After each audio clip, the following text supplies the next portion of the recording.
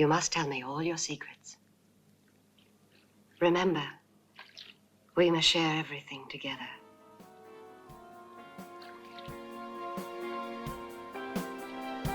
Everything.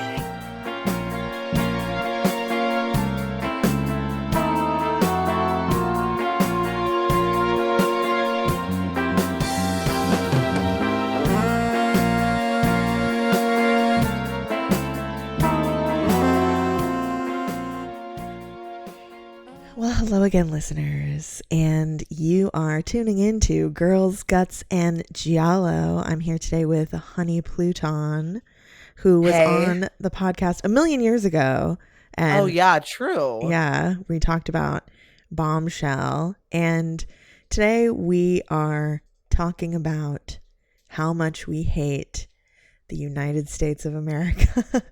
And cue soundboard. Yeah. Cue foghorn. Cue all of it. Explosion noises. Yeah. Yes. Bow, bow, bow, bow. Yeah, this is the Anti-America Films and Collapse of the Empire episode. I needed this catharsis post-election. I didn't feel like I could just go on talking about exploitation movies and not address how fucking pissed off I am. Yeah. And I also do want to say that even if Kamala won, I would still be pissed. I would still need the exact, maybe not the exact same because it's a different context, but I would still need catharsis. Yeah, absolutely. Yes. Yeah, I think it's just there's more pertinent dread. Yeah. Right now, but either way, we would still need to scream about this topic. We're going to be talking about a collection of films that I believe embody this anti-American, this counterculture sentiment, as well as Sallow, of course, because we can't not talk about Sallow. So anti-fascist films with like a strong leaning towards anti-American films. And I was saying to Honey before we started recording, you are one of the people that I know hates this country as much as I do.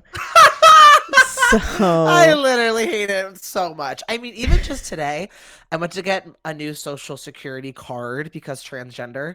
And not even I get frustrated when you go on Instagram story and it's like, Pocket or Flannel or something being like, make sure that you get all your documents in before January 20th, like inauguration day. It's like, oh God, it's literally relax and stop producing all of this frenetic mania for no fucking reason besides just agitating people to a point where then they can't even everyone's already so executively dysfunctional. It's like we don't need Sprocket to fucking stress everybody out more than we already are. But I was already on the process of doing that, and I was at the downtown Brooklyn Social Security office, which smells like fucking Outback Steakhouse for some reason. Like it smells like graveyard and pennies and like old gray steak.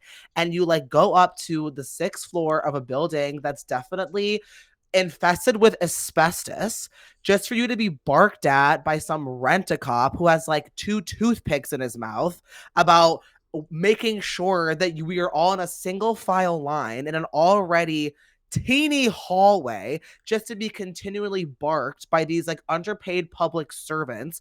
And while I'm waiting in line for my number to be called, I'm hearing the secretary at the desk and all the agents talking about how they're about to walk out because they don't even get a fucking lunch break. It's if you are anyone, especially who needs to deal with bureaucracy, if you're on food stamps or you're on Medicaid or you're doing anything to change your name, it's how can that not make you hate America? Where it's anything that has to do with public service, with government officials, with government buildings, just means that you are in a Beetlejuicean waiting room.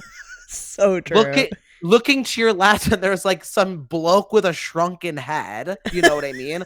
Or someone who's just like disembodied limbs, like smoking a fucking menthol in there, and you're like, I'm going to die here, because they want us to die here. Yes. They want you to die more than receive anything from them. They would rather you die than have them help you with anything.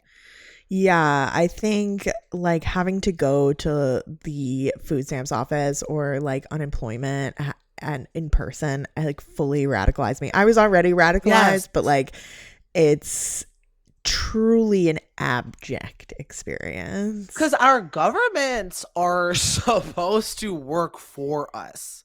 Yeah. These are elected officials, and people who work in government offices are representing those elected officials. Like, if they're literally supposed to want to help us. Our government is supposed to want to help us. That's their whole thing. That's their job. That's like the point. Yeah. If there's, you know what I mean? Like, that's why we have one. I'm sick. Yeah. And we are going to get into it, but I want you to introduce yourself first. Okay, right. My name's Honey Pluton. I live in New York City. I'm a stand-up comedian. I have my own podcast called Up Good with Honey Pluton. And I'm an actor, writer, but primarily a stand-up and a podcaster. And Honey's podcast is, I listen to it every week. Thank you! I'm a huge fan. It makes me feel like I'm hanging out with you. I love that. And I love that you're doing a podcast. Like your voice needs to be out there. Thank you so much, Annie. So I'm like, where do we even start? I'm like, I want to launch into this. Please. I guess we will start by discussing the film Zabriskie Point from 1970, Great. which I'm a huge advocate of, directed by Michelangelo Antonioni. It's from 1970, and that name is crazy. Michelangelo Antonioni. Yeah, the most I'm Italian like, name in the world. Okay, I know, literally. Like, it's so Italian, it feels like a slur. Like, it's so Italian. I'm like, that's what they would name like an Italian gas station attendant on like South Park. Like, that is crazy that is his name. Not South Park. Have you ever been to California's Death Valley? Have you ever been to Zabriskie Point? No, I haven't. Have you? I have not, but it's a famous overlook in California's Death Valley. And Michelangelo Antonioni, he was an Italian art film director. He's best known for his trilogy on modernity and its discontents, L'Avventura, La Notte, and L'Eclisse. And a lot of people will be most familiar with his first English language film, Blow Up, from 1966, which is basically Austin Powers' origin story. So I love that. And do you like Austin Powers? I kind of love him. I had a feeling you would, because he's so like perverted. Yeah. And he's so like randy, raunchy, bad, like honk honk, like let me get a squeeze. Like I feel like the men that Annie loves are men that are like so at the whims of their like libidinal desires. It's so true. But like, you know what I mean? But like, not where you become like full-blown raper. You still like have some riz like about whimsical. You. Exactly. You're like kind of fruity with it. Like, he's just such a dandy. Yes, I love fruity men. Yes, he's just a horny little dandy who wants to like roll around with a model. Like, girl, who does it? Yeah, so true. And I mean, even though Austin Powers, not to get on a tangent, but Austin Powers was like probably one of the most traumatizing piece of medias for me as a child, because of like the crazy fat phobia. Like, yes, it's absurd. It's like one of the most fat phobic. No, like, not fat bastard. Yeah. Like, not fat bastard. Like, what? Yeah, so traumatizing. Like, I'll watch this in theaters and say this is awesome and dress up for him as Halloween. Oh my god, people loved fat bastard. Crazy. Justice for fat bastard. Justice. I tried to reclaim him as a sex icon a few years ago. No, period. So anyway, Blow Up, Austin Powers origin story. So Zabriskie Point was a critical and financial failure on its release. It was totally panned. Critics and audiences hated it. And Antonioni would not attempt a Hollywood film again until 1975 with The Passenger. But since then, it has achieved cult status. I always recommend that people listen to the podcast You Must Remember This by Karina Longworth, specifically the episode series on Charles Manson, because she talks about the cultural impact of this film and why it was completely rejected as a counterculture narrative post-Manson murders. It's this violent, radical film, and people were just not ready for it after the bloody events of 1969. So you just watched this movie, honey. Yes, I just watched it. What did you think? I loved it. I thought it was really and sometimes movies of that era I can find personally challenging because it's just interesting how dopamine rattled we all are, that a movie that's more like oxytocin and like actively requires you to live in a different length of conscious time can, like, I can actually like frustratingly be like, why the fuck is this shit so slow? But this movie really isn't like that. Like, this movie feels like current, and it feels like it could even have come out now. It's really, I loved it. Like 4.5 out of 5 on Letterboxd. Adored. I loved its point of view, both ideologically as well as cinematically. I like a movie that is just kind of like happening to this man.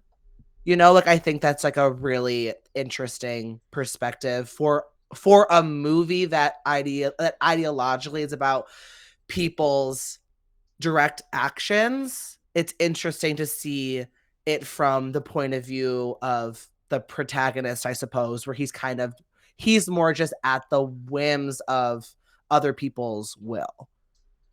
Yeah, and we're kind of we don't know if he's this kind of libertarian idler and slacker, or, you know, things are just happening to him, whereas the woman he meets, Daria, is kind of positioned as this depoliticized idealist hippie who's a secretary having an affair with her boss, and she professes all these radical ideas without acting on them. So we've got these two kind of inert political figures that I feel like are still really pertinent today. They've just kind of morphed, right? Like, I feel like infographic culture, I see a lot of people kind of professing these really radical ideas on the internet, but that's what they do. That's their action. And I feel like this film is really critical, or not even critical, but like playing at being critical of this kind of inaction or this inertia or insurgent things happening, kind of falling into insurgency. And I mean, it's also positioned as like there's no choice. Like you have to kind of follow the logic of, like, you will be thrust into insurgency whether you want to or not.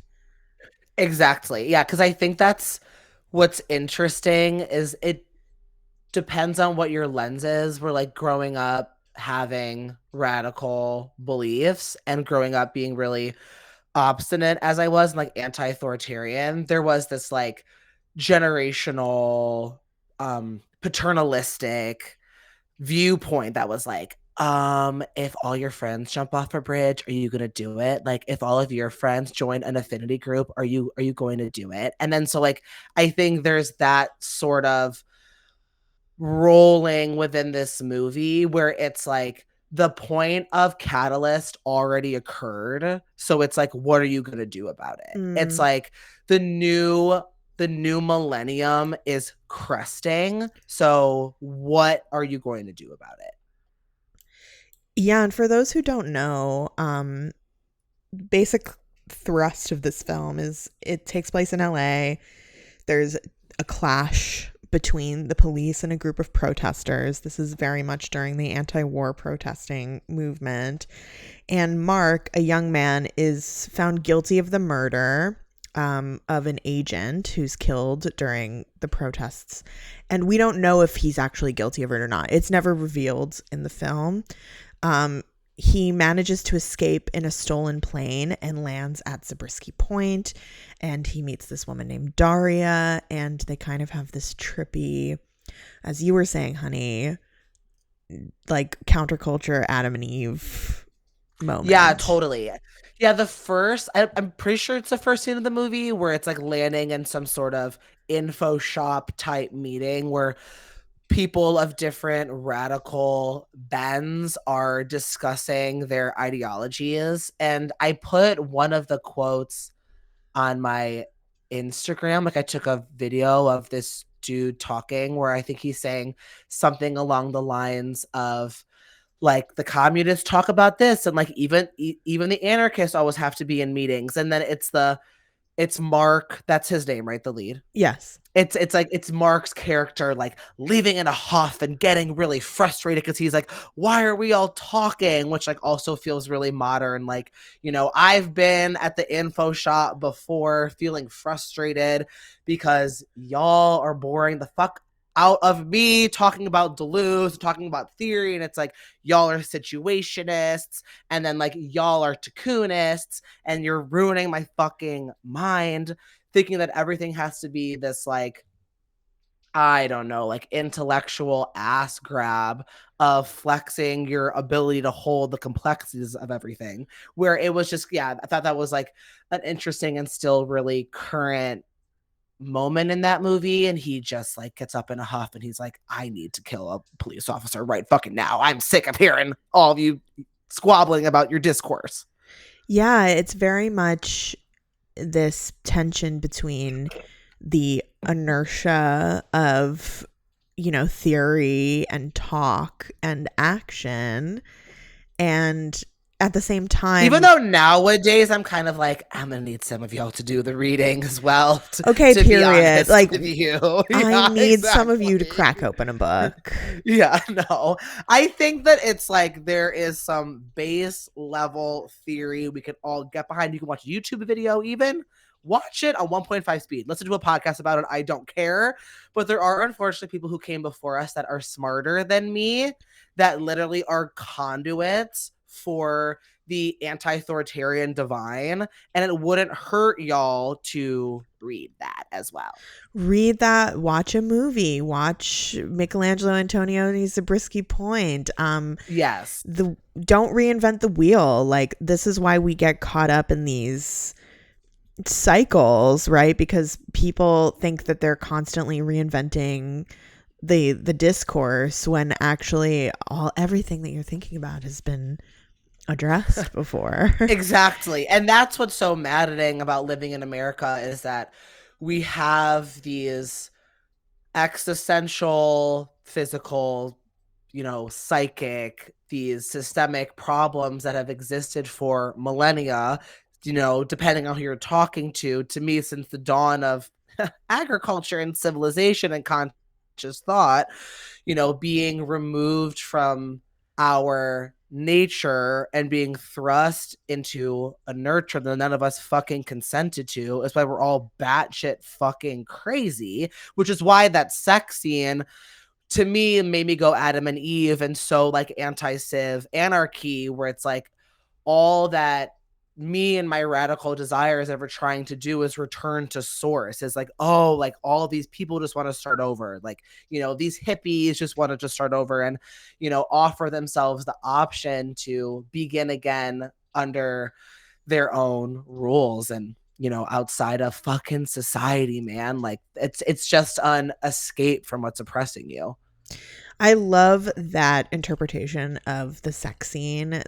So there's this very famous sex scene in Zabriskie Point that takes place in the desert, where there's just like countless couples, nude, and it's fucking, hot. yeah, Like, it's hot. yeah. And Antonioni originally wanted the love scene to be like 10,000 people.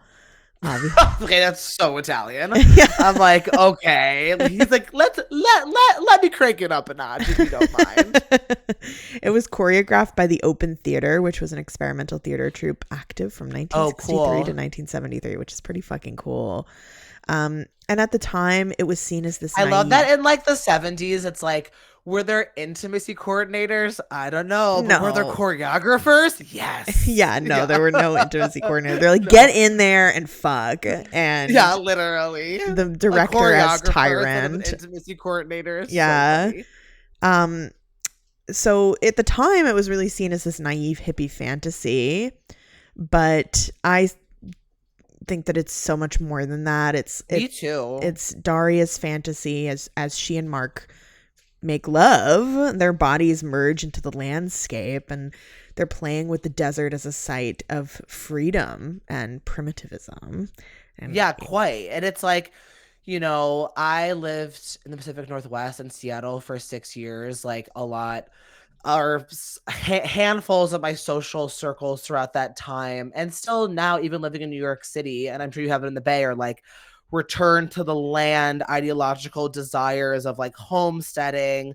Also, you know, land back like indigenous desires as well. But most people that I'm talking about aren't that way, which is a different conversation for a different time. But regardless, like there is this, you know, ideological primitivist desire of what can our lives look like if we physically remove ourselves and let ourselves be inspired by what, for whatever, whether God-forsaken or God-blessed reason, Earth did bring us to our lives. You know, it's like the fish grew legs and the fish grew fucking arms for whatever goddamn reason. So supposedly we were supposed to just live off of the land and synchronicity forever. And now being so far from that and having that fracture is why that like desert fucking scene felt really like present and brilliant and fun. And I don't know, like aligned to my ideology in a certain way as well. It was cool. At the same time, I feel like we have to address that kind of thinking has also been hijacked by the right. Definitely. Right? Like, back to the land. I mean, even if you go back to I like Jeffree Star, who's like living in Wyoming as a yak farmer. Like that's how high. Yes, he lives in Wyoming and he farms yaks and makes like yak jerky and shit, and, like yak cheese, and apparently lives like 10 acres away from like Kanye West or something, because you know they're definitely bumping. But no, it's like that. I mean, now there's like a financial burden in many ways from having the, you know, supposed right to live off of the land that we became conscious from.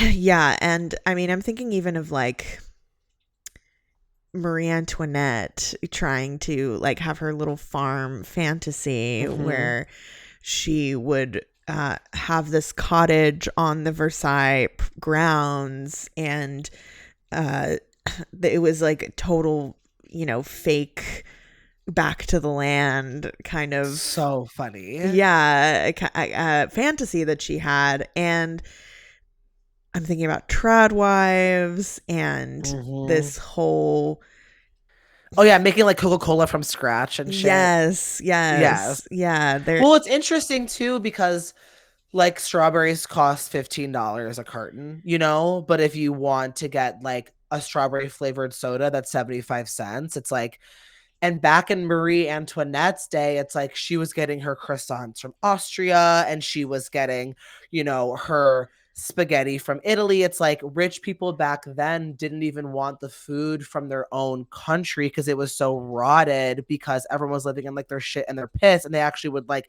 it was of a higher class consciousness to get everything shipped. But now rich people are able to eat microgreens that they grow on their roofs, and poor people don't even get access to food that's from maybe even a state's wide distance from them. Yeah, so this idea of coming back, this is why people hate hippies so much. I feel like this idea of coming back to the land has been really hijacked by the petty bourgeoisie, Which the hippies became. Yes, exactly. Because every hippie's a motherfucking sellout. Yes. Yeah. Big time. Steve Jobs, like it's that whole, it's like Silicon Valley. It's just the hippies that sold out. And I feel like this film is so indicative of what people at that time, kind of the radical nature of what they felt like they were doing. And it's so pre all of that. It's almost like charming and quaint to see. Yeah, that's interesting that you say that. Yeah, it's like when you said what they thought they were doing that was radical at that time, it's like so interesting to think about that countercultural time as almost free of nihilism. Yes. Whereas like now it's like so nihilistic. It's like so dark, where it's that like dirty left, new conservative, everyone's just like an alcoholic nihilist, and like no one is able to have an ideology that they stand on, because it's just like a reflection of the failure of identity politics and the failure of organized government, where I'd rather like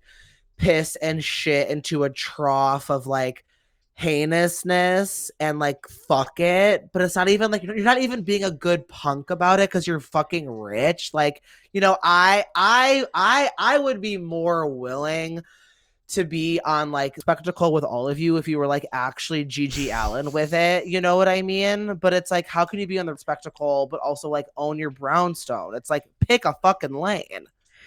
Yeah, I mean, I'm so much of this also comes out of like, this nihilism comes out of the punk movement that happens post hippie movement, right? Like, this is all, it's linear, but it's not linear. And the timelines get shorter and shorter. It's like the spiral becomes a coil. Like, we cycle through the same seasons of our sensitivities faster and faster and faster, because it literally feels like we are going warp speed towards the end of our empire. And it's funny, like, I don't know. Yeah, watching a movie like this, and it's important to like ground since the beginning of oppression, there have been people who have been anti-authoritarian, and we just kind of exist in the legacy of that and hope that we're able to leave a mark that affects anybody besides ourselves. Yeah, so let's talk about, I feel like this movie takes place. Oh, but the last scene we have to discuss is like the ultimate catharsis. Yes, let's talk about the last scene. How do you interpret that scene? I honestly interpret it as, going to look at his name in order to pronounce it correctly, I interpret it as Michelangelo Antonioni being like, let's blow some shit up because I have a nice ass budget, and let's explode and like be a little epic with it. But I just think that there is an aesthetic catharsis that is a movie ending with everything exploding. It's so good, and the Pink Floyd soundtrack, and so it's just that it's so good. It's so good. Yeah, and it's like Daria's revenge fantasy, right? Yeah. So the whole time she's trying to get to the house of her invisible boyfriend, who's the boss of this Sunny Dunes construction company, and he's kind of this metaphor for the presence / absence of corporate power in our daily lives, this all-shaping, omnipotent but rarely accessible figure, this bureaucrat. And she's on this journey. She gets to this like very surreal dome house in the desert, which is this whole other thing, right? That's in the 1950s. There was this movement to like make these dome houses in the desert. It's so Jetsons. Yes, yeah. And he's like living in one of these, and she has this very kind of meditative experience through this house. And then as she's parked outside the house, she has this fantasy that the first time I saw this movie, I was in the grips of an acid trip. So I thought it was real. I thought she actually Love blew up the that. house. And I was like, fuck yeah. But it's her visionary revenge. And it's in the whole time we've thought of her as this kind of like idealist hippie. She's played by Daria Halpern, she's actually an artist. Cool. But she's, played as this idealist, inactive, hippie, kind of sweet, naive woman, but she's actually got this really like violent, radical revenge fantasy that happens at the end. And yeah, I think I loved it. Yeah, I think it's like a call to, it's almost like a call to action, or I just love that kind of radical insurgent ending of the film. It really makes it to me. Me too. And I think it uplifts the it heightens the ideology of the movie, because I watch that and leave it feeling like pleased and happy, knowing that those who are in power to continue to oppress us can be gone at the snap of a foiled woman's fingers. It's like all this shit could go away for you just as fast as you want it to go away for us. It can go away for you too. And I love that it's a woman too at the end who gets to Yes. have this radical fantasy, and not Mark. No, Mark is so like beta. Like Mark is the ultimate beta. But he's just so like, I mean, I don't know. I don't when I watch the movie think that he actually killed the cop, to be honest. I don't either. There's nothing that made me think that he would. To me, it's almost that passive like Forrest Gump, where it's like everything just kind of like happens and he's like, oh, how did I get here, like kind of scenario of storytelling. I'm like, you don't have it in you. Yeah, no, I don't think he did either. But I love that we never know. I do love that about God the bless film. the mystery. Well, Zabriskie Point takes place in the desert, and now we're going to talk about another radical film that takes place in the desert that came just the year after, Punishment Park from 1971. And I feel like it is really pertinent that all of the movies that we're talking about are from the 1970s. Definitely. This is kind of the last gasp of radical counterculture film before like the Reagan era. And you bringing up Manson is like so pertinent. Like obviously we have to talk about him, and now 30 some years later, after his incarceration and after the murders, there's more common knowledge that he was actually just a fucking psyop and was like literally it's like Charles Manson was brainwashed by MK Ultra and like used as a CIA asset to shut all this shit down, because they were like, the only way for the counterculture movement to stop is by orchestrating this mass conspiracy theory, this mass controversy of this crazed acid laden hippie to scare everybody motherfucking straight at a certain point. It's like, he really was like a sacrificial lamb for this movement to end. Yeah, and he was a terrible person, of course. Of course. Horrible rapist, misogynist. Yes. And also, like, was also illiterate, a ward of the state. Like, yes. He did not have a chance. Yeah. And now we're capitalizing on his story. I mean, like, there's a new thing on Peacock about like the Manson tapes. Like, it's this salacious thing that people are always like picking over the corpse of, like, for years to come. Like, it's for years and years, and the reality is that he was probably kidnapped. Like, 4 years before the murders and was literally brainwashed with acid until he was a fucking dope of an individual and was able to be fully programmed by the CIA to continue to commit the atrocities that were like inherent to him. I'm obsessed that we have your perspective here on the MK Ultraing of Charles Manson. Literally, no, I mean, that's really what I believe. Like after reading Chaos, I was like, Chaos is so good. Chaos is so fucking good, and obviously the dude who wrote it is gay, because I was like, only a crazy faggot, and he drops that he's gay like the 310th page or something, and I don't remember how he does it, but he's like, by the way, I'm gay, and I'm like, period.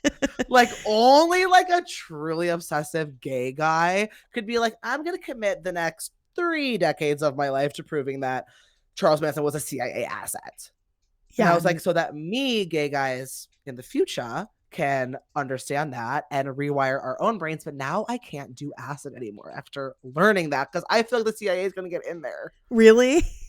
Mm-hmm. I love Ever acid. since Chaos, I did.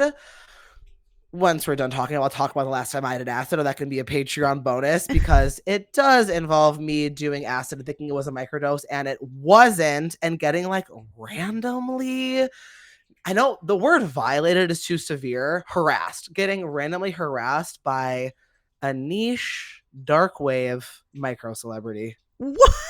So that's some bonus content right there.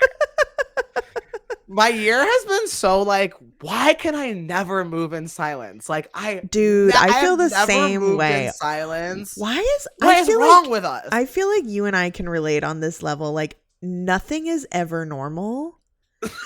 Like I feel like when I tell people about stories from my life, they're like, "What the fuck is your life?" No, like, seriously. I feel like nothing is ever just, I feel like I have to like hide in my house for anything to be like calm or normal. Like, no, completely. People are so insane to me all the time. And I am both. Like, it's funny, like being a chaos magnet, because of the probably like genetic makeup of like growing up in complete disaster chronically. I just feel like that does end up just like existing in your DNA. Like, and people who didn't, like, it just don't get that. They're like, why is things always happening to you? And I'm like, I don't know. I never had a chance. But also I'm a Sag and you're a Taurus, so it's different, where I definitely love, I'm like, is something crazy happening to me again? But listen, I'm an Aries moon, so I embrace it on a level. I embrace it, but I also have learned to protect myself this year too, because I'm sensitive. People are scary. People are really scary, and especially right now. And yes, I feel like you and I are the kind of people where people are just really insane to us, and they are, because we live our truth. That's got to be what it is. We live out there. There's no other reason. It's that. I mean, people are crazy to you because you're like a hot woman. Like, that's always so hard. Like, I literally like can't. It's literally hard. Like, it's such a responsibility being like a hot woman, because everyone's crazy to hot women. Oh, it's my friends and my partners are always just like, people are particularly crazy to you. And if you're listening to this podcast and you're one of the anonymous people that has been crazy to me, and I'm talking about you. Yeah.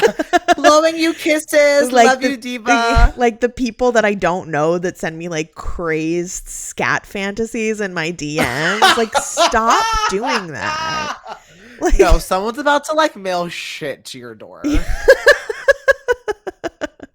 So Punishment Park. I love this next movie. Yes, I love this movie. So good. I watched it at like 11 a.m. because I'm so intense. It's like, why is something crazy happening to me? It's like, you watch Punishment Park at 11 in the morning, bitch. Like, you're literally like obsessed with holding your head underwater and you're like a total masochist. Like, why do crazy things happen to me?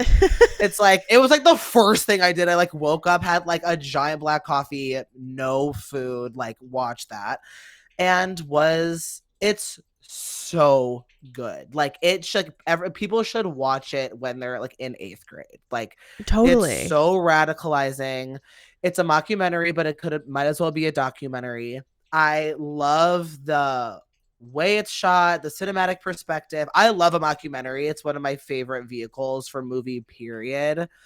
I have a really good idea for one too that one day I'll make. And it's actually fucking scary.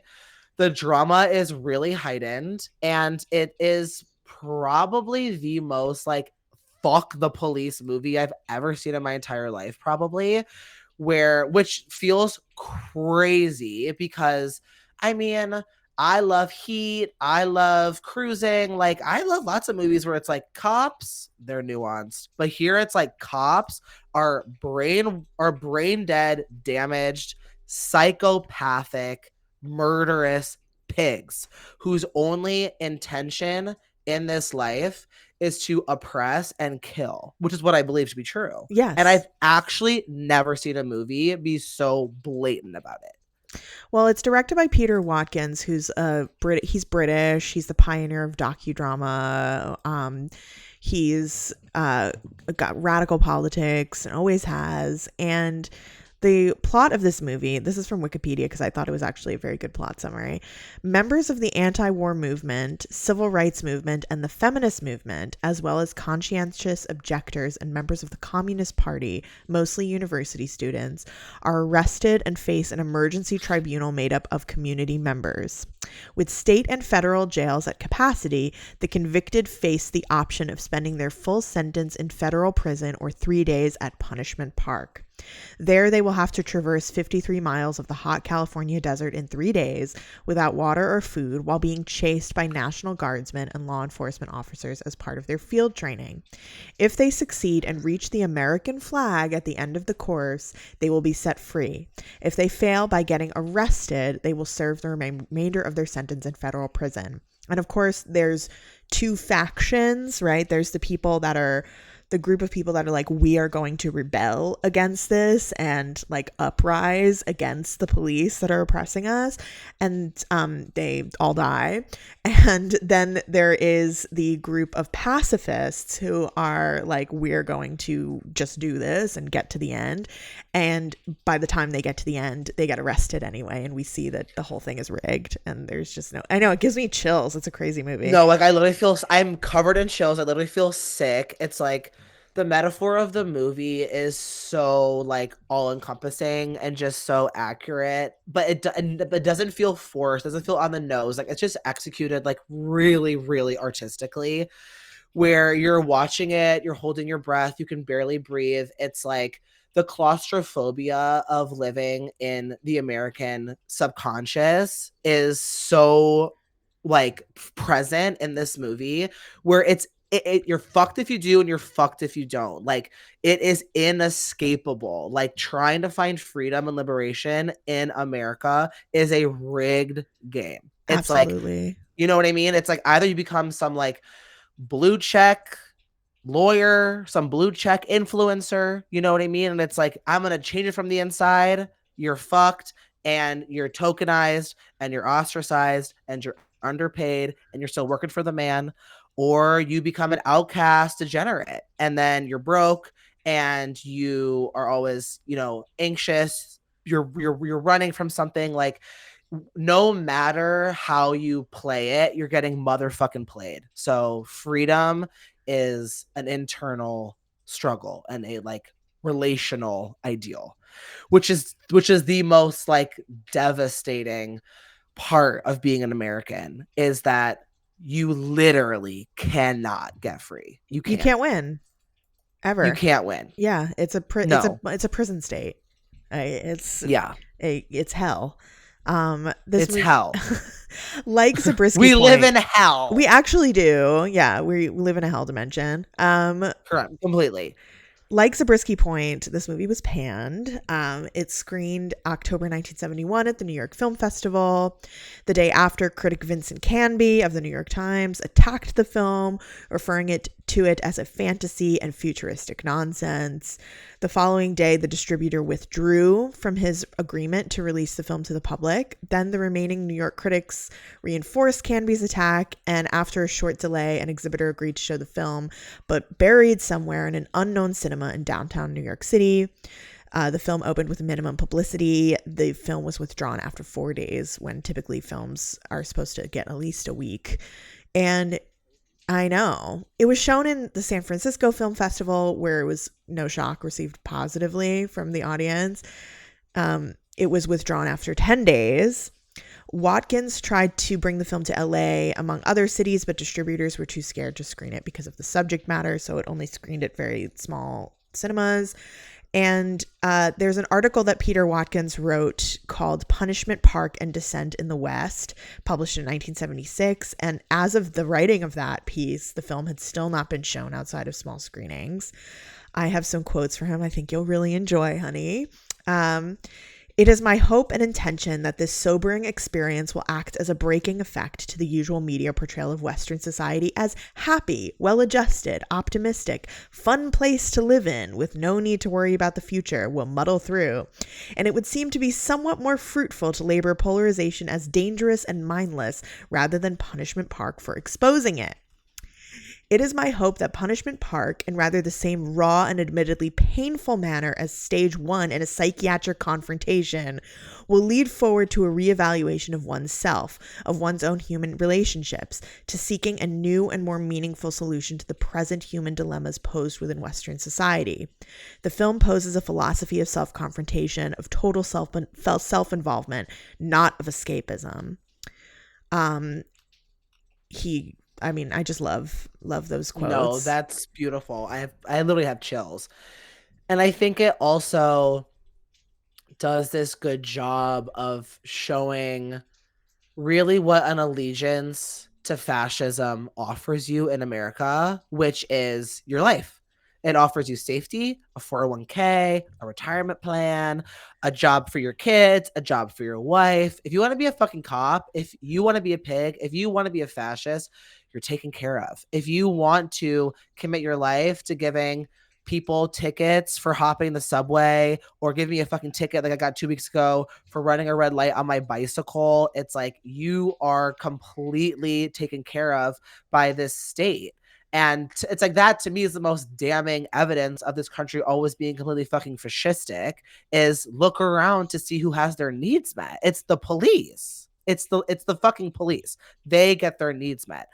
And I just think that I also love the interrogation scenes in the movie where they're in the tent and it's like, it's like politicians are there and like public officials and like people who are on different organizations. Tribunal, yeah. The tribunal, exactly. And it just, those scenes are so emotional and so gripping. And I think also just goes to show the true radical spirit that lives within people that are the amount of courage that it takes to risk anything in this life, I think is really apparent in this movie, because you and I look around, all I see are fucking cowards. Yes. I see brown nosing fucking cowards. Yes. People that are willing to suppress their ideals, suppress their values, suppress their ethics to get ahead in a world that wants you to fucking die anyway, you loser bitch. And that's what this movie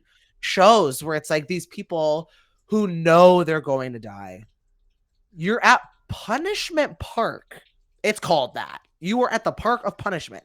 You know you're gonna fucking die. And there is so much catharsis in seeing these like college students, these young radicals, like really, I mean, if you or I had the opportunity to yell at Joe Byron, if you got me in a tribunal with Eric Adams and a fucking fire marshal and Joe Biden and Kamala Harris, throw Ella Emhoff in there too. I don't give a fuck. Right. I want to make those bitches cry. Those genocidal maniacs cry. So there's this catharsis in getting to see people who have everything to lose and now nothing because they're 72 hours from their fucking executions, be able to just ream these motherfuckers. Yeah, and it's Peter Watkins has such a his consciousness around like feminism and Black power and advanced is very, you know, he sees this movie is the truth. Like this movie, no, it is. and that's why it was fucking panned, because people are afraid of the truth. I know. I'm thinking about what that must have felt like for him making it. Like, I can only assume that he knew this is going to be a sleeper. That this was actually just too radical for its time. Like, it just really was too ahead of its time. And I think that it's really important that we are talking about this, because part of what Peter Watkins talks about in his writing is the role of critics in stymieing the counterculture, and in it's the job of the critic to steer the culture. And so many critics are like crypto conservatives and are I mean, to work for most of these publications, if you work for the New York Times, you're a complete crypto conservative. Exactly. Yeah. So, like, fuck Vincent Canby. And I feel like this is why I'm so adamant on this podcast of like telling, as trite as this sounds, of like telling the truth about what my actual opinion is of these films, especially when I'm reviewing new films, because so many fucking things now are just fluff pieces and PR pieces for these movies. Media is dead. It's dying. It's in its death rattle. And we have to tell the truth to keep any semblance of this culture of free press alive, because I had this like weird please finish. Just because all of these publications, and I've experienced it too, like when I've written pieces, they've told me explicitly, you have to say good things about this movie.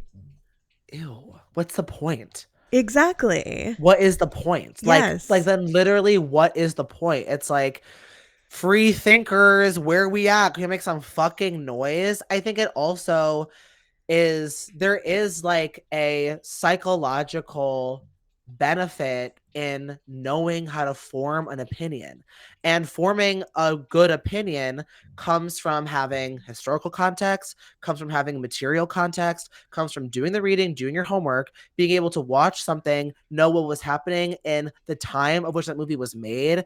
Like, to really have an opinion, you have to be in conversation with time. And if everyone's too addicted to being stupid and everything being a remake, then everything is taken out of what it came from, and then you just exist in this like weird fluff loop. Like you're saying, I was stoned as fuck last night by myself, home alone, and I was like, why is there Wicked commercial for Target?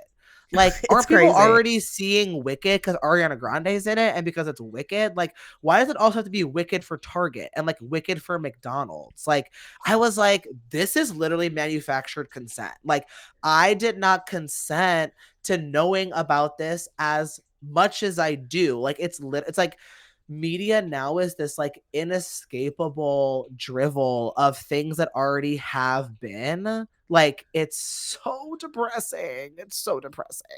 Yes, it's very depressing. And like, listen, I'm gonna go see Wicked. Like, full disclosure, I'm not. You would have to pay me to see that shit. I don't like when people sing, and I know don't you hate like it. when things are ugly. It's like, it's ugly, and why are you singing like that? I get it. Listen, I get it. I'm a musical theater person, and that's so cute. Wicked, I didn't know that about you. And Wicked is a terrible musical. Like, it really is. Yeah. And the book is so perverted and fucked up. Oh, and that's good to know. Yeah, and they completely sanitized it, so you just gotta hate it just based on that alone. Great. That said, I will be going to see it. I will be sat. I will be forcing my girlfriend to go with me. And it's going to be terrible. And it's like 2 hours and 40 minutes. I had this moment. Okay, literally, not to talk about this movie because I'm sure you already did, but we're talking about new movies, where I hated The Substance and thought it was one of the worst movies I've ever seen in my entire life. I had a bonus episode on it. I have very mixed feelings about that movie. Literally, hated it. I literally was turning to my friend in the movie being like, I can't believe that we all have to watch this. And I literally felt like everyone got like hit in the head with some sort of like gamma ray that like made everybody like lose any sort of critical thinking or like ability to have like an opinion outside of like hot skinny girl wears like pink and it's like a rock and roll fairy tale. I was like, this movie is so bad. But I remember being such a Sagittarius asshole and like having to sit in the movie theater as it was clearing out because I was like, I need to talk to somebody else who hated this movie or I'm gonna start freaking out. And I turned to the girls in front of me. Meanwhile, listeners, I fully look like a straight up white man. Like I can no longer get the NB pass. Like I have hair in my balls. I'm some like weird man who's sitting behind these like 19-year-old girls. And I'm like, hey girls, like, did you fucking hate that shit? And they were like, it was actually amazing. And they looked at me like I was the most like ranted misogynist they've ever talked to in their entire lives. And they were like, have you ever seen a David Cronenberg movie? Because it was actually just like that. And I was like, oh my God. And I turned to my friend who's also a trans guy and I was like, Dana, it's not safe for us here. And we have to go immediately. I was like, I will be hating this on my phone now, clearly. But actually, I found the movie really misogynist. So misogynistic, and I'm getting scared people haven't been doing the reading, Annie. Yeah. They haven't been doing the reading, and they think that things can't be misogynistic if there's two women in it. And if it was made by a woman. And I'm like, but she's French. Their feminism is, you know, sometimes it can be really fucking radical, like Virginie Despentes and like King Kong theory, base moi, like, and then Right. you know sometimes they're like Catherine Deneuve, and they're like, but the rape is the romance. Yes, and like her finger turned old. I'm like, not when her finger got old. I was like, and so what? I love old bitches. Same. Yeah. So what's the problem there? Yeah, I was in a regardless. theater with like a bunch of men who were like cracking up when she was naked and old, and that really colored my experience of the Oh, film. I would go straight scum manifesto there. Yeah, totally. That's hot. That's what sucks about misogyny is like men are so dumb and misogynistic. Yeah. No, that I would go hothead paisan on their ass. I'd be like, Yeah. it's over. It's over. For Yeah, well, and you know that they see these girls in the theater, they don't know your game, because I know even though you're a man that you still know that men are awful. No, but I'm obviously obsessed with these girls turning to see me like covered in like popcorn grease, like with like one eye like so pink from like marijuana, being like, can he leave us alone immediately? Can this guy literally go away and like go watch The Fucking Fly or something? Because clearly you don't understand body horror. And I'm like, period, girls, you're right. My bad. Let me give you some space. My bad. But yeah, I have complicated feelings about the movie. Anyway, But Punishment Park was so good. Punishment Park is amazing. It is. He predicted so many things. And another quote from this article where he says, on a broader level, therefore, one may pose the likelihood that American media in its entirety, the press, the cinema, the television, played as central a role as any of the internal security agencies in deflating the social opposition in America during the mid-60s. They took hold of the white counterculture, took hold even of the black upsurgents, and in various ways packaged them brightly, served them back to the public in the form of slickly produced dissent films, folk music, and TV series, thus effectively diluting the revolution and passing it into American folk mythology before it had a chance to occur. Air horn. That's amazing. Yeah. And that's so true. And like, that's so like American Horror Story vibes, like the vulturic, predatory nature of the media, which is to sift through reality and not integrate any of it, but just repackage it so that it's something to be commodified. And that then dilutes people's historical materialism. It like dilutes your responsibility to history because you're only experiencing it you're only experiencing it as a commodity. Like, it's fucking disturbing. The movie that's coming to mind that I think is a really good example of what Peter Watkins is talking about is that stupid ass movie Across the Universe. Oh God. Oh God. Oh God. That is disgusting that you would say that out loud. The Beatles musical. Well, the Beatles are also a perfect example of that. The Beatles were like totally fucking apolitical. They were such fucking losers. Yes. They just like landed, did their boy band thing, and they just like regenerated based on what was happening in aesthetics and style. Not because it was like maybe George is the only one who was really like a little bit more rad. Yeah, he was cool. George was cool, but the rest of them were fucking losers who didn't have any sort of politic outside of being popular and doing what was already cool. They were posers. Yes. I mean, John Lennon just completely leached off of Yoko Ono's actual cool politic. 100%. We are hating on everything in this episode. Thank I God. love it. Yeah. Thank fucking God. No, fuck the Beatles. Yeah, fuck the Beatles for real. Fuck the Beatles. So yeah, Punishment Park, fucking brilliant. Watch it if you haven't, if you're listening to this. Yeah, it's so good. And I watched it on like Pluto TV. I'm like, why is this shit on Tubi? Right. I watched it literally on Tubi. And it's like a radical ass fucking film. Yeah. Right, and like every 45 minutes there's like a really loud commercial for like Lysol disinfecting wipes. I was like, surreal. Anyway, I'll just watch this movie on Tubi. I wonder what Peter Watkins would think about that. That's crazy. I think he would be like, as long as the message is getting out there. I want to watch all of his movies now. Yeah, he's great. So another film that I had Honey watch was The Spook Who Sat by the Door from 1973, directed by Ivan Dixon. So and good. It's best score ever. Great score. So it's based on a novel by Sam Greenlee about the first black man in the CIA. After leaving the agency, the agent Dan Freeman, played by Lawrence Cook, moves to Chicago and he puts his training in guerrilla warfare to use. He organizes a group of black gang members and Vietnam War veterans into a fighting force and leads a violent uprising against the police, the National Guard, and the city government. The film's, and Richard Brody of The New Yorker says, the film's radical premise was noticed outside of Hollywood, produced independently. The film was completed and released by United Artists, but it was pulled from theaters soon after its release. Its prints were destroyed. The negative was stored under another title. And Greenlee, who died in 2014, claimed that the FBI was involved in its disappearance, citing visits from agents to theater owners who were told to pull the movie from screens. Whoa. And I mean, this movie is as radical as it gets. Yeah. Where it's like, you're really saying all of it, and as you should. And it was amazing. It was so good. Yeah. This movie is, it's often gets categorized in like blaxploitation, but it really is. I don't find that. Definitely not. Yeah. I mean, Omar Ahmed, who's a writer, says, which I think is really true, is that this movie is a bridge between blaxploitation and like Spike Lee.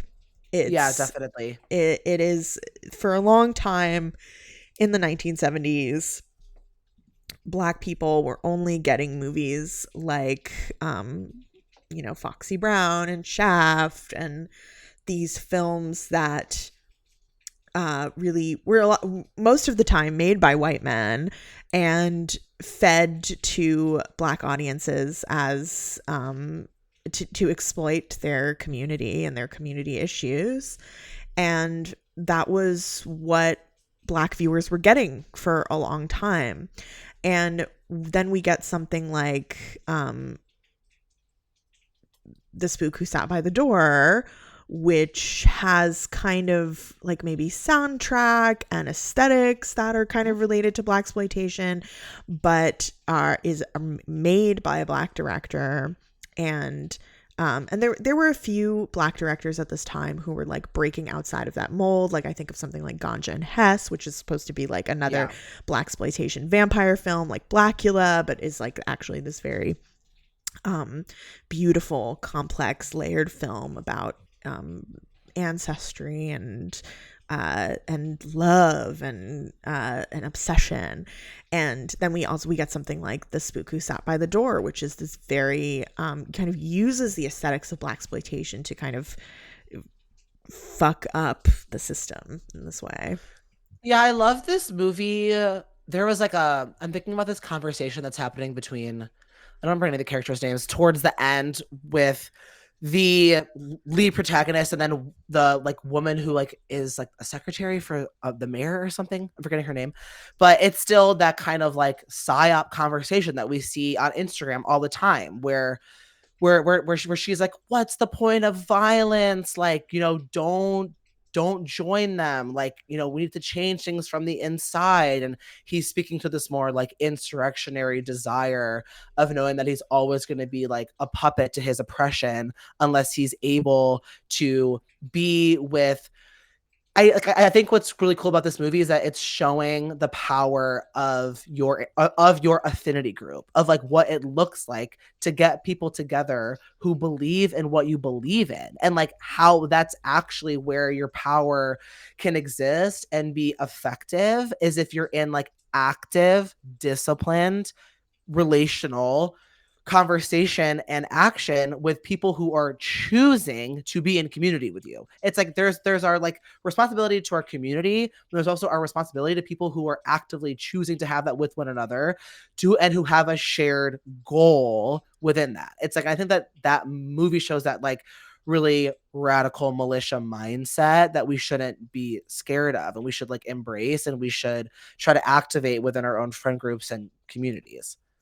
And it's really telling that me saying you should start a militia on a podcast. I'm like, anyway, I'm like, oh, like and subscribe. I'm like, red dot appears on my forehead. Like, hire me. I'm like, so you're going to want to start a militia with people who have the similar ideas as you. Does anybody disagree with that? Thanks. Great. Well, something I was going to say earlier in our conversation is like, I think people, as bleak as this is, I feel like people like you and I will always struggle and suffer in a way because we refuse to lie, and that is, I feel that very deeply in my artistic career. I feel like I would be so much farther ahead if I would just capitulate. No, I'm like, everyone on SNL is a cuck because they're not in a militia. Like that's literally how I feel. Like that is how I feel, and I,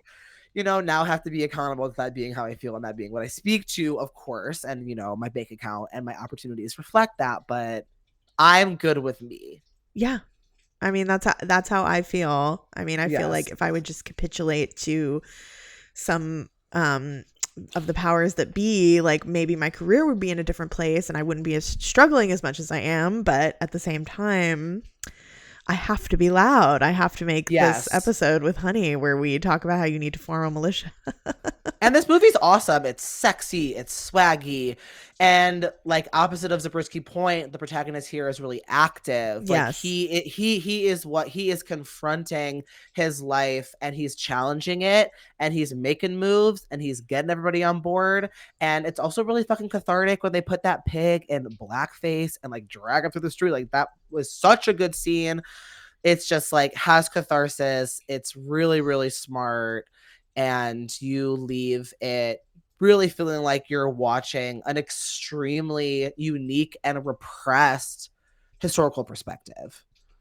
Yeah, absolutely. It's really telling that like all three of the movies that we've talked about were really suppressed films. Yes. When I was reading about this movie, they had to film it in Gary, Indiana because Chicago refused to let it be filmed there because it was too radical. But I love Gary being like, well, we don't really got much else going on. So you can make this movie about forming a militia right here. That's absolutely fine. And we'll take the tax cut. Thank you. Yeah. So definitely this movie is another classic of insurgents that I highly recommend. It's really good.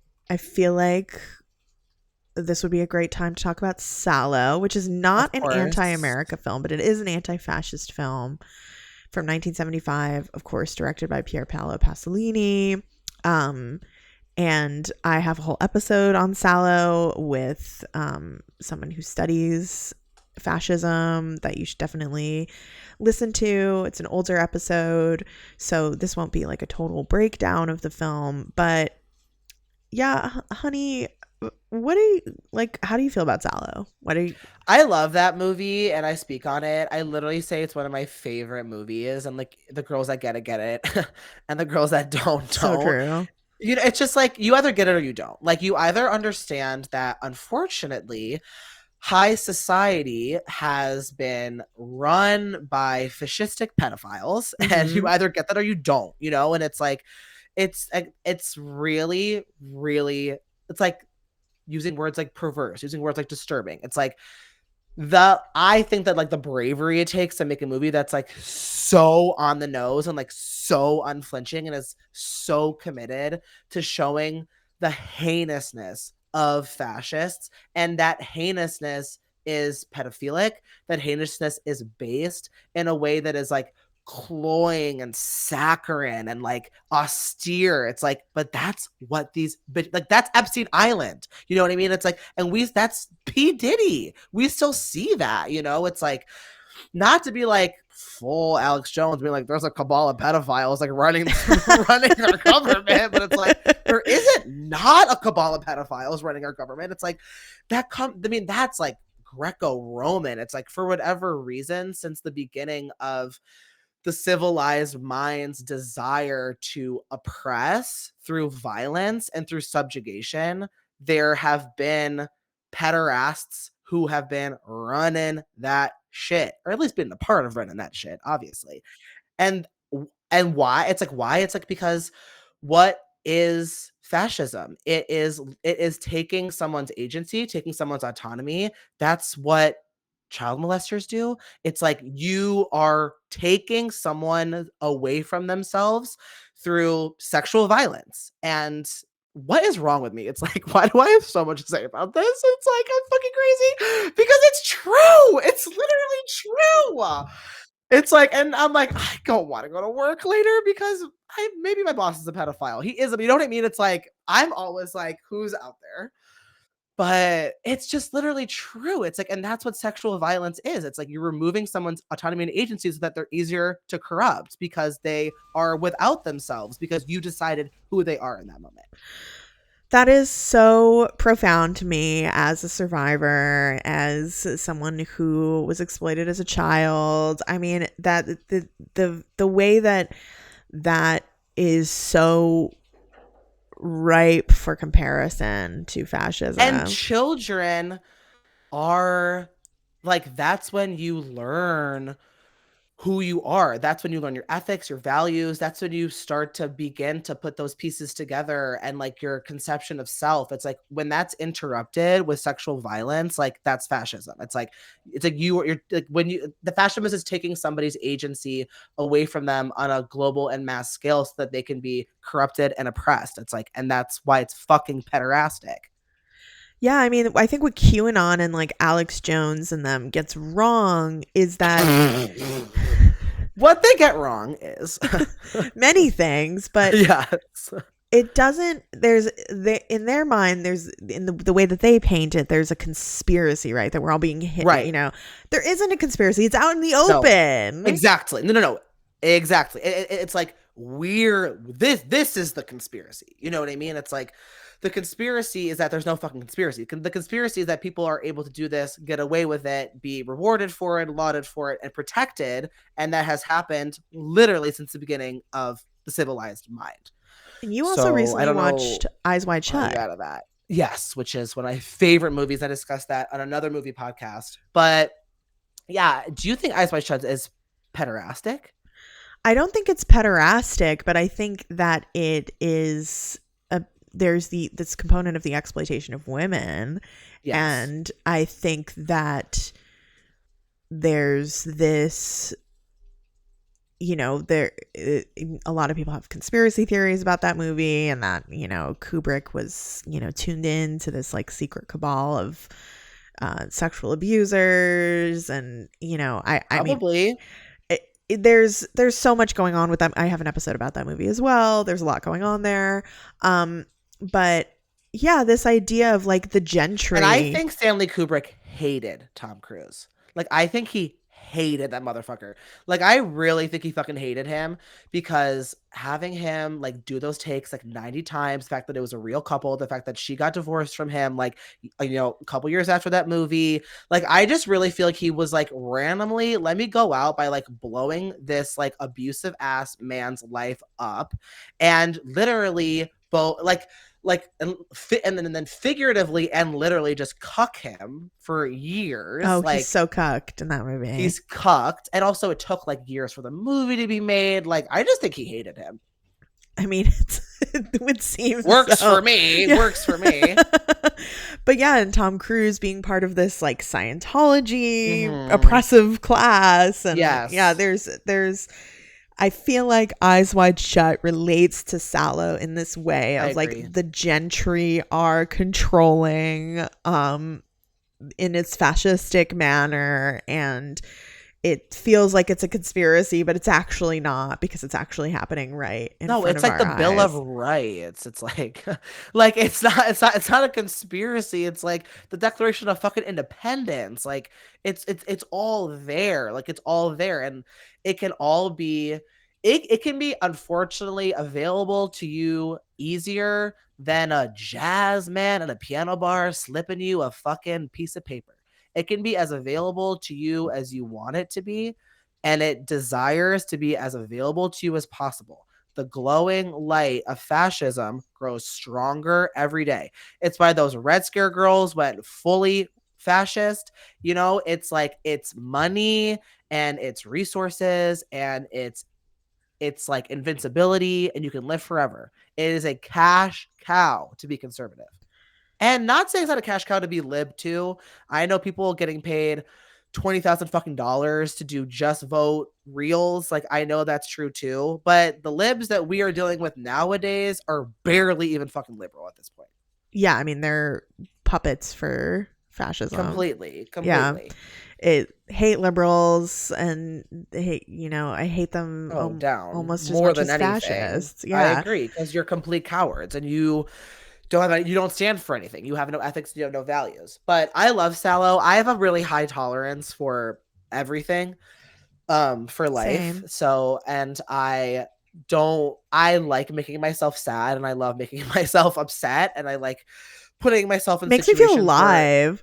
I like to feel as much grief and sorrow and pain as I can, so that my capacity to feel joy and love and ecstasy burns even brighter. Because if I know what I have to fight for, then I know what I have to fight towards. And that's how I feel when I watch Sallow. And it's just like such a perspective. Like, he's just such a genius. And it's like you either get it or you don't.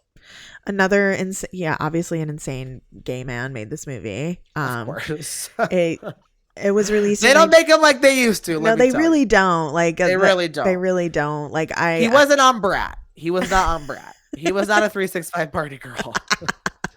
If anything, it's like, yeah, there is this like, and same in Eyes Wide Shut too, where it's like, you know, it's like the bourgeoisie party class, I think, is also kind of present in both those movies, where it's like they're having their expensive wine and they look good, they're walking down the spiral staircase. Like, I think it speaks to the bourgeoisie as these like insolent, stupid, like, and also as having like no priorities and looking like shit. And then when they're all like cross-dressers by the end and they look like fucking E.T. in a dress, like, it's crazy.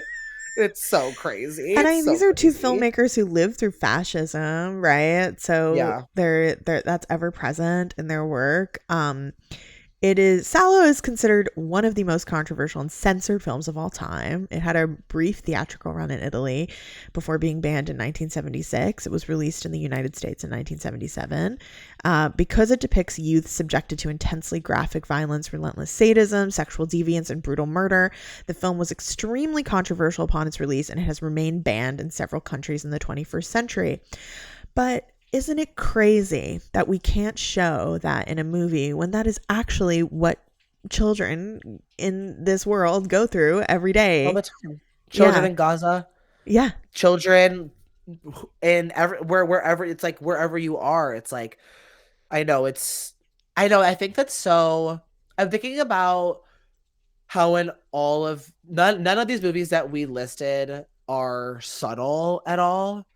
You know, also Yes, it's like you aren't fucking saying that to Apocalypse Now. That movie is fucking disgusting. And I love that movie. I do But that too. movie is, because we're real ones. That movie is foul, it's violent, it's vulgar. It is way more ethically bad, because he literally wasn't he actually in Vietnam being like, Hmm. can y'all be in our movie? Like literally like the population of people that were genocided. Like it's way more ethically unsound than this movie, I'm presuming. But that, it's like that was shown at the fucking AMC. You know, that's shown at, it's like it just shows whose lives matter and whose lives are censored and whose violence we actually want to show. Yeah, that's so true. I mean, and Pasolini himself, again, openly gay, radical leftist. He was he was murdered. There's conspiracy theories about it. He was, but basically murdered by, as John Waters says, a bad trick. Uh, he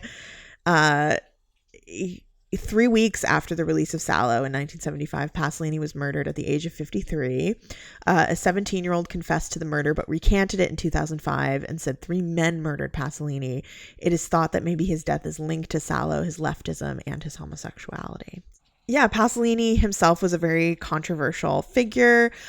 He sets this film in 1944 in the Republic of Salo, which has been it was a Nazi puppet state and the seat of fascist-controlled Italy. The film introduced 4 wealthy, powerful libertine fascists: the Duke, the Bishop, the Magistrate, and the President. They abduct 18 teenagers, 9 girls, 9 boys, to a mansion in the country. The libertines hire 4 middle-aged sex workers to tell titillating stories as they rape and torture their captives, and they also hire 4 handsome young guards to brutally ensure the captives' compliance. The libertines have sex with each other and with the guards and eat copious amounts of shit, forcing their captives to do the same. It is based on the Marquis de Sade novel, of course, 120 Days of Sodom, which he wrote while he was imprisoned at the Bastille. And it was thought that in the storming of the prison that the manuscript was lost. It did not see publication in Sade's lifetime. It was eventually recovered and published in 1904. So there is which is, of course, there's also the French Revolution is ripe for comparisons to the Italian fascist era. Yeah, so it's very, and I have an episode about this film. I also have a bonus episode about the Marquis de Sade, where I talk about that more in detail if you want to hear about that. But I just want to touch about eating shit really quick. Yes. Because obviously you have this movie forever and we don't have time, but it's like there's a reason why Divine ate shit. And there's a reason why Divine ate real shit. It's like shit as a metaphor, it's excrement, it's compost. It's like taking what nourishes you and then taking the output of that, which metabolically is waste. It's like eating waste. It's like taking, not to be like so fucking bataille right now, but it's like taking we what love bataille.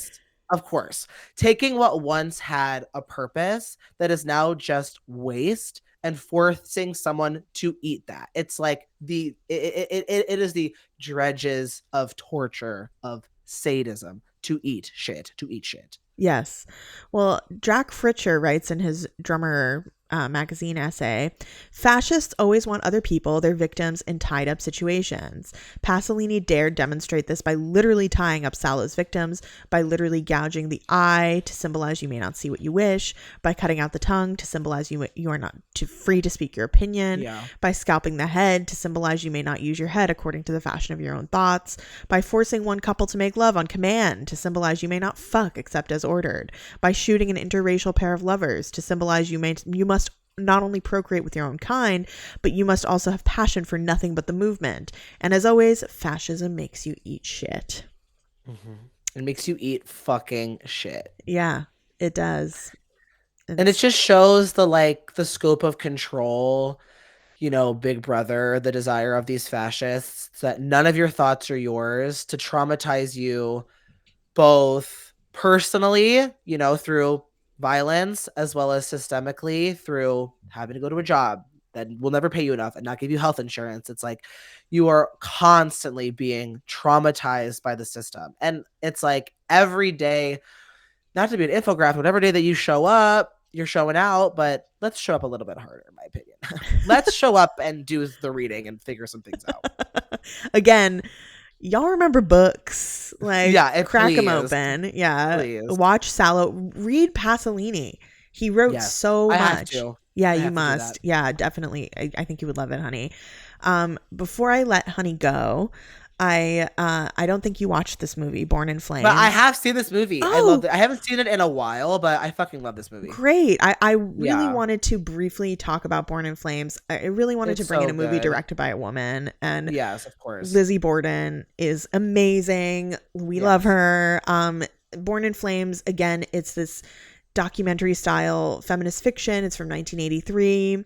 It explores racism, classism, sexism, and heterosexism in an alternative United States socialist democracy. So this is her second film. It is set 10 years after a peaceful socialist revolution in the United States in pre-gentrified New York City. It presents a dystopia in which the issues of women in all social classes and identities are still oppressed by the government.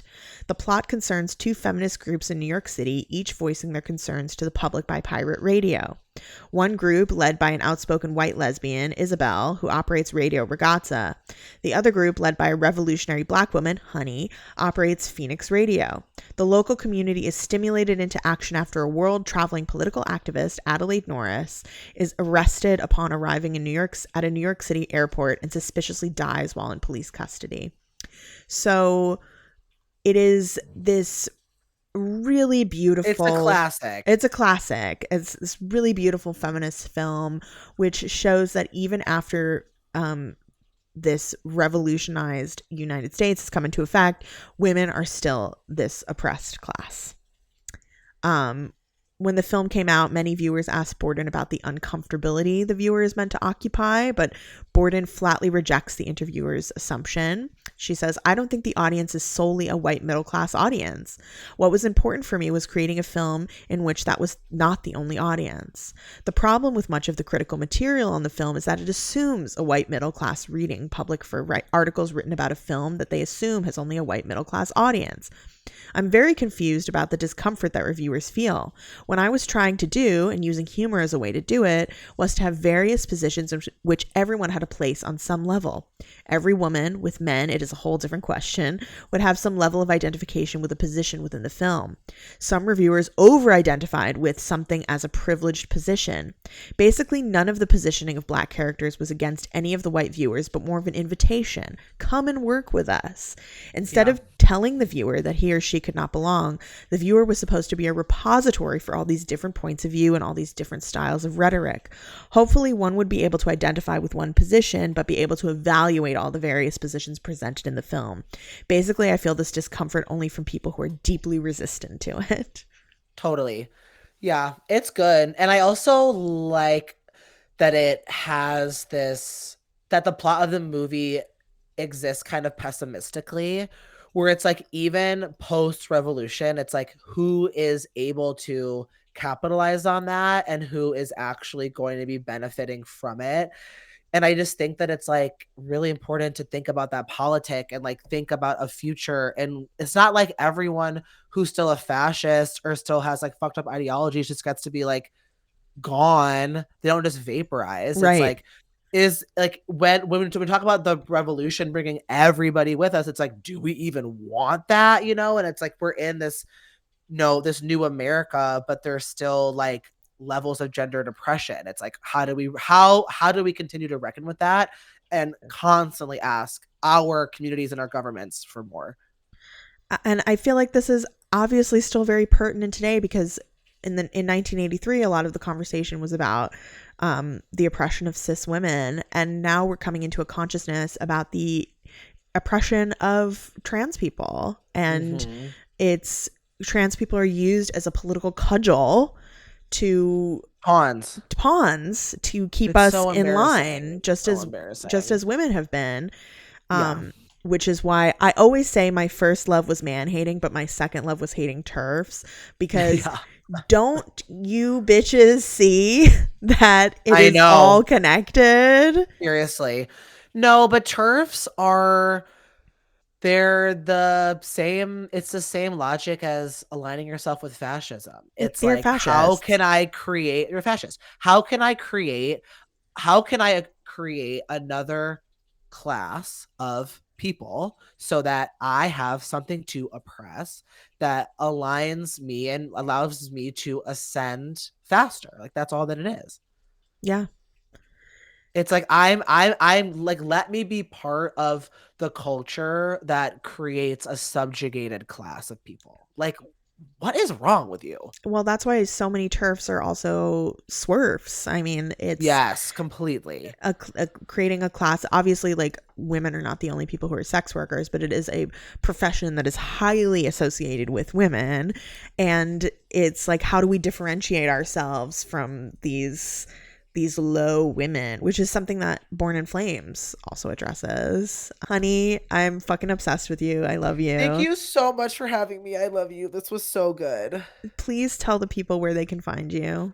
I'm everywhere at Honey Pluton. I have a podcast, Up Good with Honey Pluton, on Spotify, Apple Podcasts, iHeartRadio. Anybody listen to it on that? I have a Patreon too for the pod, $5 a month. If any of you want to subscribe, want to support us, Starving Artist Classic.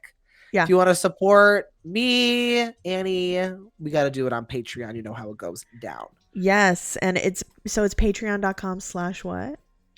Up Good with Honey Pluton. Great. And mine is patreon.com/girlsgutsjallow. You know where to find me. I'm still on X for some reason at Girls Guts Jal X. I'm on Blue Sky now at Girls Guts Jallow. I'm on Instagram, Girls Guts Jallow. But most of all, sign up for my Patreon. Please, please, please. It is how I make all of my money besides freelance writing. And you just support both of us. Please, so we can continue to make unhinged content, quote unquote. Yay! Yeah. You're the best. Thanks so much for having me.